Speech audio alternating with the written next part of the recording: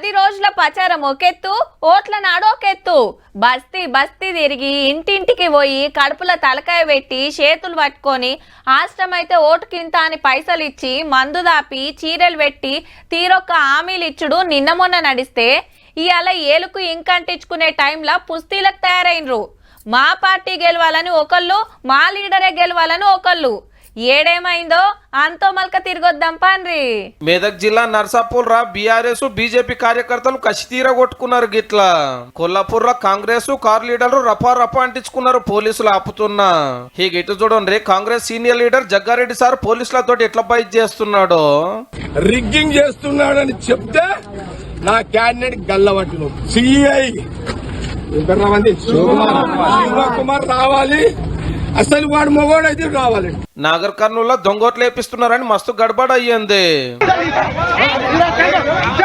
బాన్సువాడ, నల్గొండ, మంచిర్యాల, మైబాద్, నర్సంపేటలో కూడా గిదేలోల్లి.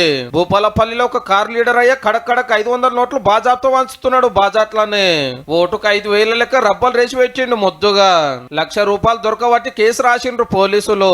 కరీంనగర్ కి కాకని చెకింగ్ చేస్తే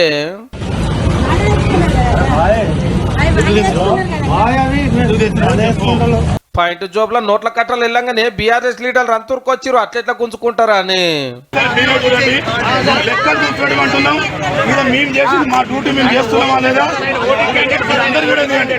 పైసలు పట్టుకొచ్చిన మనిషిని అరెస్ట్ చేస్తుంటే బీఆర్ఎస్ ఎమ్మెల్యే గంగుల సార్ వచ్చి బయటికి గుంజుకొచ్చేయండు.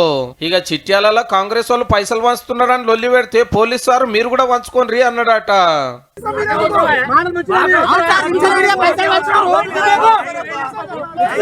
అంతా నోట్లు వంచుతున్నారని లొల్లి అవుతుంటే జనగామలో మాకు ఇస్తలేరని ఉత్తమ ఓటర్లు రోడ్డు మీదకి వచ్చేండ్రు.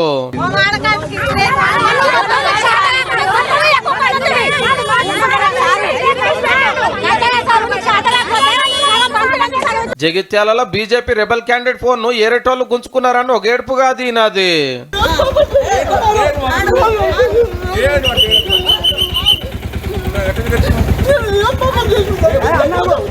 ఏదో ఒకటి గుర్తింపు కారణం తెచ్చుకోమంటే ఆదిలాబాద్ లకి అక్క కత్తి పట్టుకొచ్చింది ఓటేస్తానికి. హుజురాబాద్ లో ఉబ్బాగాను ఒక ఆయన నేను మా అమ్మ కోటేసిన మీరు కూడా వేయాలని ఫోటో దించి స్టేటస్ పెట్టుకున్నాడు. వరంగల్ జిల్లా డీసీ తండాకు బీఆర్ఎస్ లీడర్లు ఎర్రబెల్లి ఆరు రమేష్ సాల్ వస్తే పబ్లిక్ అంతా మలరబడ్డారు. పవర్ ఉండగా డెవలప్ చేయలే గానీ ఇప్పుడు వచ్చినారని.